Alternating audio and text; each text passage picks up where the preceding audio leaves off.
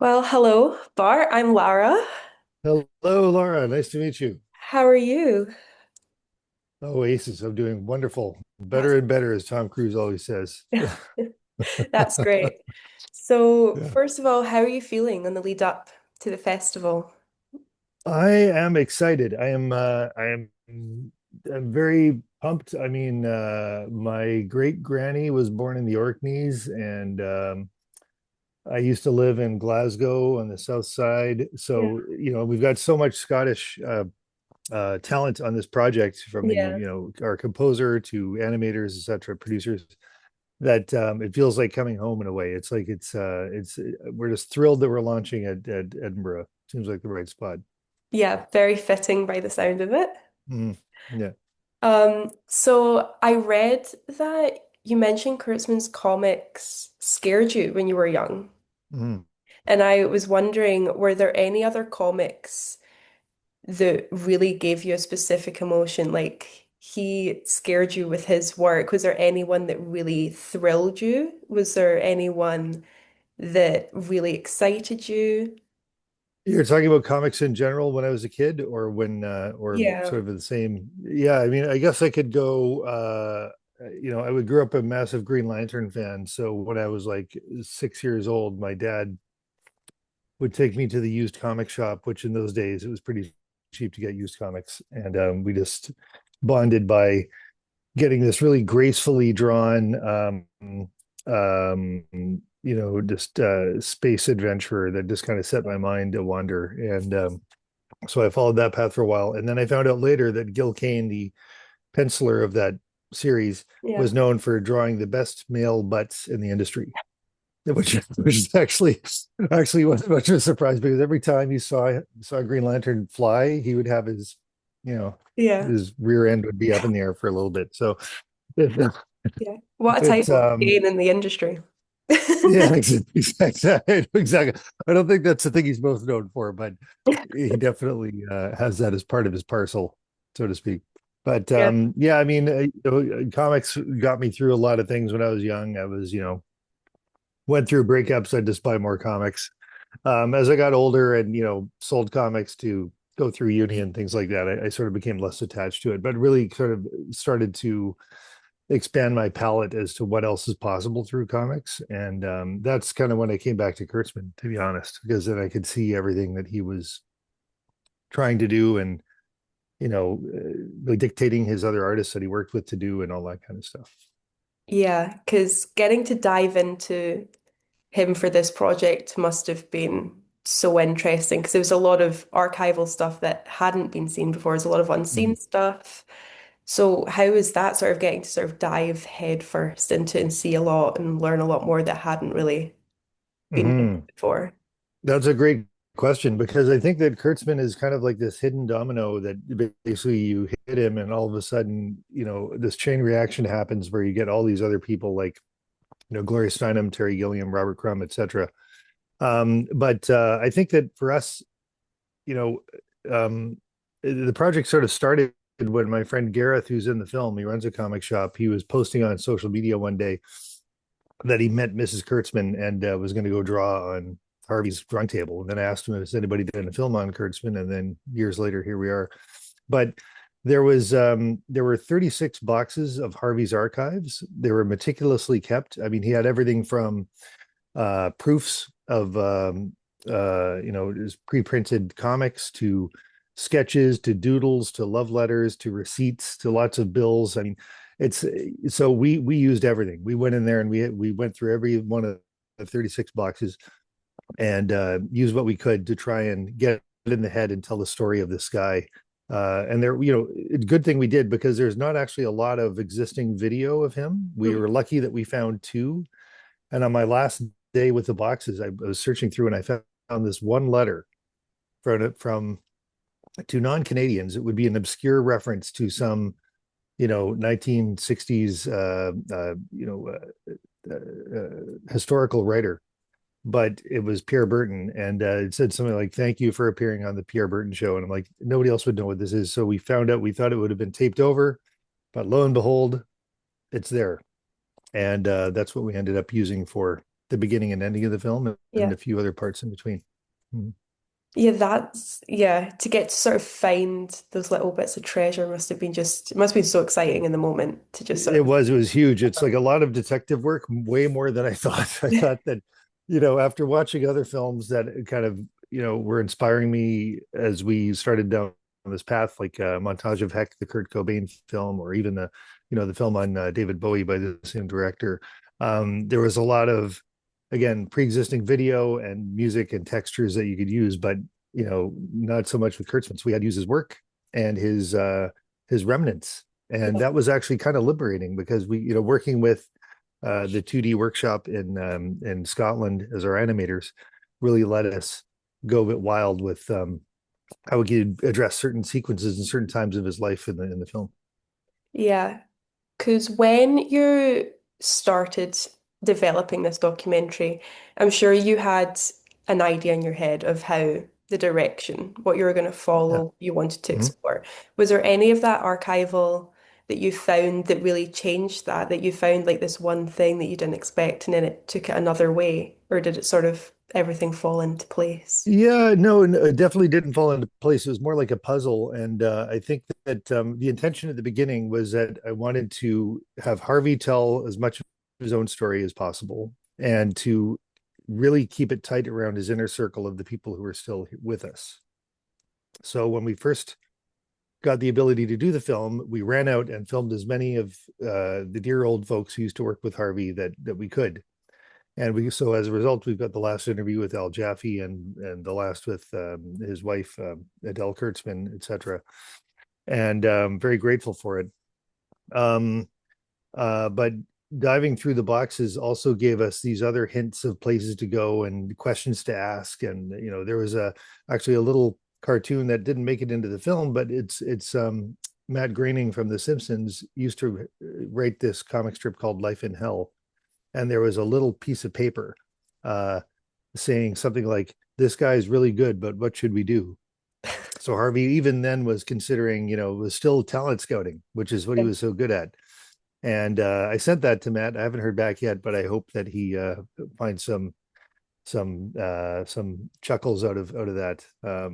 So little bits like that really sort of helped us put piece of puzzle together. Some of the challenge was actually what to leave out because we wanted to make sure it was not a 6 hour film. So it's a nice tight 90 92 minutes, and that really also dictated what we're able to do. Yeah, and as you said, he was so good at talent scouting and sort of Mm. finding who is going to continue evolving, sort of Mm. comic and comedy and satire. And um, so like, how do you think he changed that landscape, whether it be like his own work changing comedy and comics, and then also finding those that continued that after him? Because he Yeah, was I think for so him, influential. yeah, exactly. It's interesting because I this sort of debate happened in the edit room and beforehand and everything. But then, again, going back to trying to get Harvey to tell as much of his own story as possible, there was an interview where he really kind of summed up what his philosophy was, which was basically this real obsession of an interest with reality. So, for instance, there's a cartoon on a satire on Mickey Mouse that appeared in Mad Magazine. And they noticed, hey, Mickey's only got what three, 4 fingers, something like that. Why the heck is that? Why does a mouse have only that? So that may seem kind of surface level, but then you go deeper and you realize that everything he did was about reality. That's what satire is. That's what his war books were. And it was basically a pathway for us to really laugh at something and then take a second and say, wait a minute, what are we really creating here in this world? So he noticed that sometimes there's this drift between interest in reality and interest in fantasy. So the traditional superhero comics, etc., would be fantasy, like what we would like the world to be, but reality more like what the world is, and trying to show that. And he was one of the first people, at least in North America for sure, like one of the first person to do that. And I think that's what attracted the counterculture underground movement afterwards. A lot of the sketch comedy that happened after that. It takes you places that you just didn't expect. Yeah. And do you think there was a particular reason you decided to start making this documentary now? And sort Yeah, of, it's funny you say now because the film's been going on. We've been making it for a long time.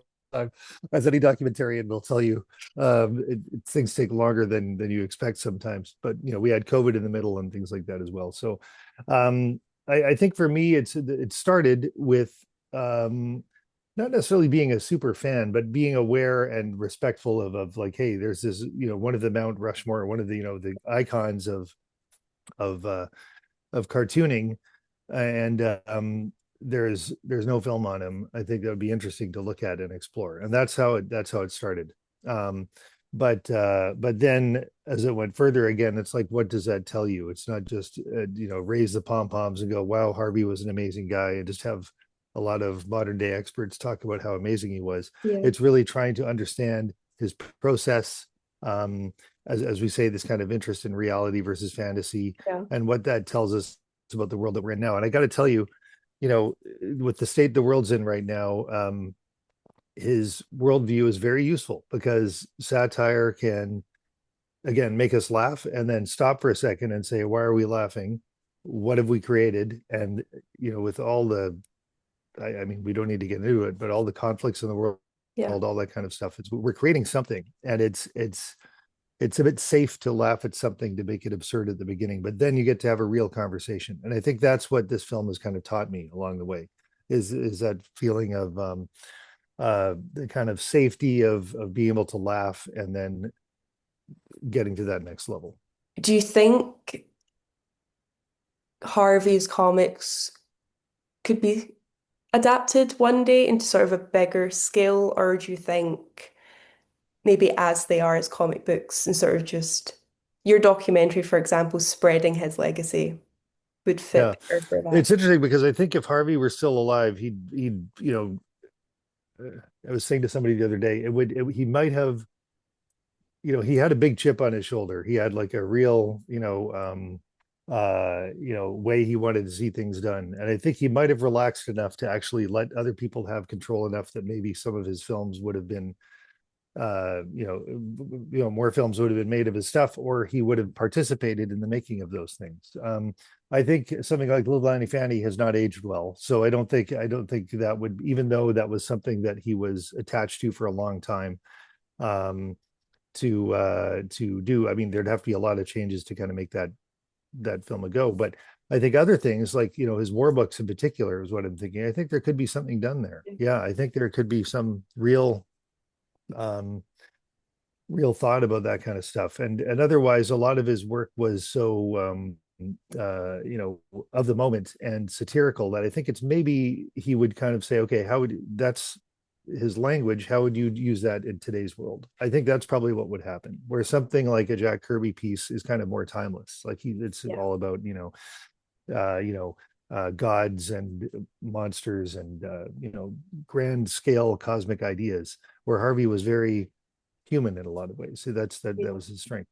So I think sometimes that doesn't have, that has more of a timestamp, and I think it's really the process which he does it that's interesting, that could get translated to something than otherwise. Yeah, that would be great. Mm. And just lastly, I heard that you are currently developing your next project, and I was wondering if there's anything you could say about that. Yeah, well, it's actually a bit of a left field one. I mean, after this experience, I got to say, because I've done a lot of social political docs, and this, every film is political. Every film has its political moment, and Harvey's is no exception. But it's also got this accessible kind of, you know, uh, pop culture way in, which is what it really, I mean, it was a relief for me as a filmmaker to actually be able to work like that for a while. So I'm looking for something like that in addition to what I'm doing next, which is about language. I'm spending a lot of time in Iceland right now. So, and Icelandic is a language that's under threat, like languages are all over the world. I mean, I did some work with First Nations in Canada, um, where right out of uni, I went to do some language preservation work, and there were three native speakers up in the Yukon of a particular language, and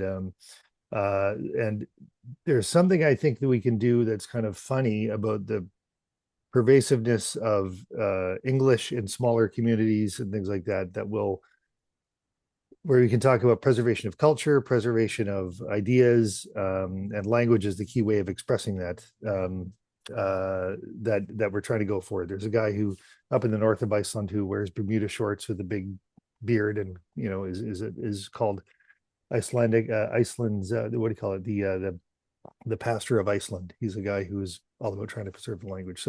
So that's one thing that we're developing right now, in addition to this other stuff. And I think there's a lot of synergy with the Scottish reclamation of the language there, and all sorts of stuff. So kind of pumped. Yeah, that sounds really interesting. I'll Yeah, definitely be looking out for that yeah, when it yeah, hits our screens yeah. eventually. Hopefully it'll take shorter than this one did, but sometimes things take time, as Harvey will tell Yeah. you. Yeah, all the best things take time. Thank you. Yeah, Yes. where are you based? Where are you based, by the way? I'm based just outside Glasgow, actually. Oh, yes, Yes. yes. All right. South side over here. Very good.